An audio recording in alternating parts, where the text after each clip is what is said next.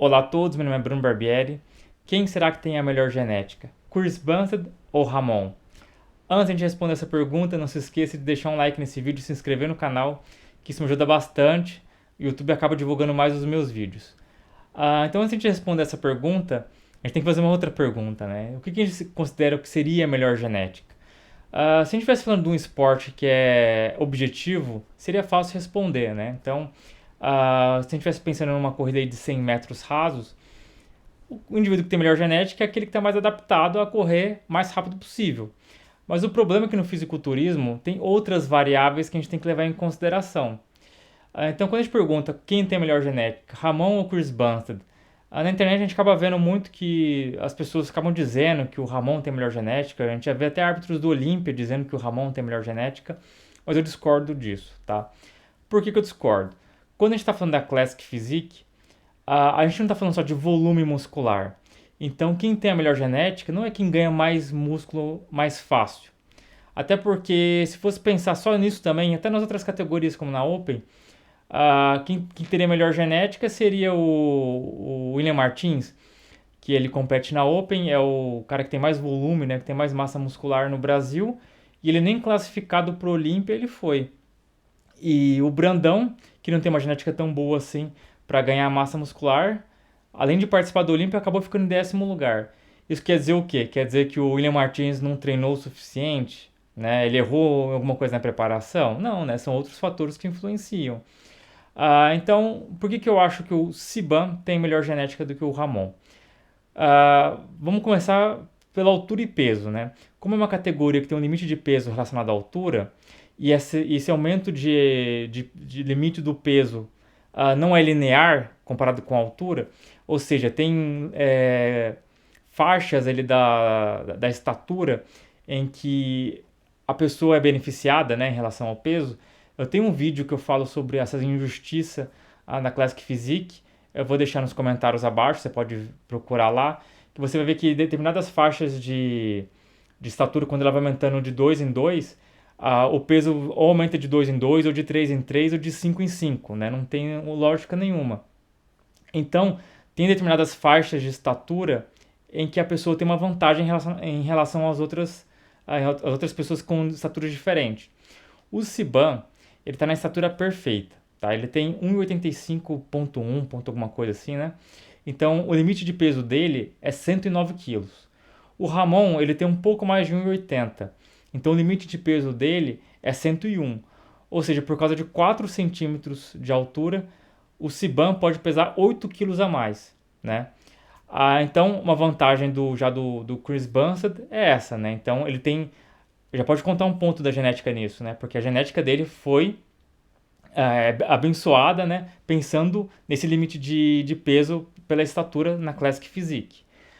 Segundo ponto.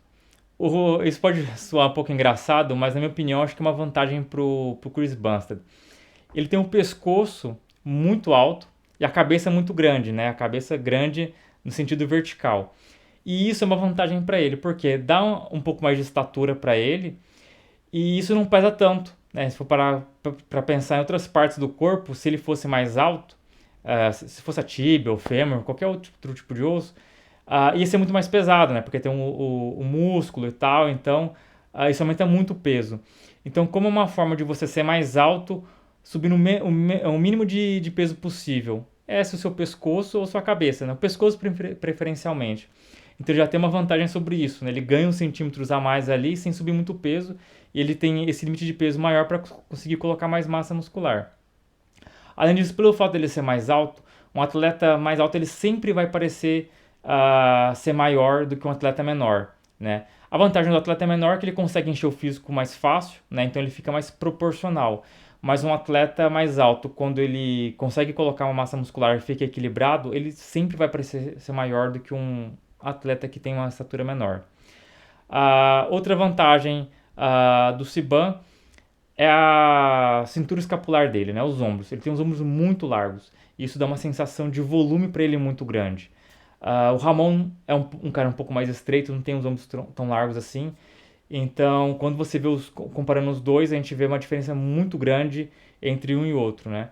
Sem contar que também os ombros deles são largos, vem aquela dorsal gigante, então ele tem essa vantagem de ter esses grupamentos musculares, dá muita largura para ele, né?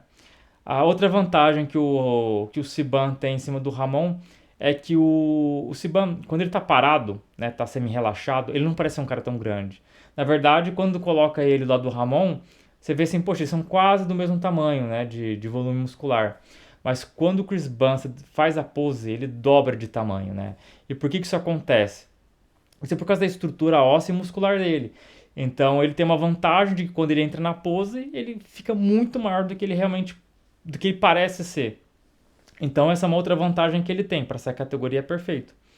E quais são as vantagens do Ramon em cima do Siban? A gente vê que o Ramon ele tem grande facilidade em ganhar massa muscular. Não que o Chris Bumstead não tenha, mas o Ramon parece ter mais, né? A gente vê ele no off-season, que ele cresce muito rápido, né? Ele sobe até, acho que por volta de 115 quilos, mais ou menos. E a condição de pele parece estar fina, né? Não, parece que ele nem ganha gordura. Então ele tem essa vantagem. A segunda vantagem do Ramon é o que o pessoal lá nos Estados Unidos chama de muscle belly, né? Ou seria a barriga do músculo, que a gente chama no Brasil de ventre muscular, tá? Na anatomia a gente chama ventre muscular. Eu posso até falar, tava até pensando em fazer um vídeo sobre isso, falar sobre esse muscle belly que o pessoal tanto fala do Ramon também, fala de origem e inserção. Acho que é um conteúdo bacana. Se vocês têm interesse, deixem nos comentários aqui abaixo. Então, o formato dos músculos do Ramon é uma vantagem, tá? Então, eles têm o músculo é bem arredondado e não é aquele músculo que acaba, né, que o tendão é muito grande e o muscle belly, né, que o ventre muscular é pequeno. Então, ele consegue ter bastante volume dentro desse grupamento muscular. Então, assim, via de regra, na categoria Classic Physique, o Chris Bumstead tem mais pontos em relação do que o Ramon. Não é à toa que o Chris Bumstead é o campeão. Se você me perguntasse se o Ramon e o Chris Bumstead começassem a treinar juntos, né, tivessem as mesmas condições, quem seria o campeão da Classic Physique? Eu ainda apostaria as minhas fichas no Siban. Né? Eu acho que ele vai ser melhor do que o Ramon pelas estruturas, né, dele.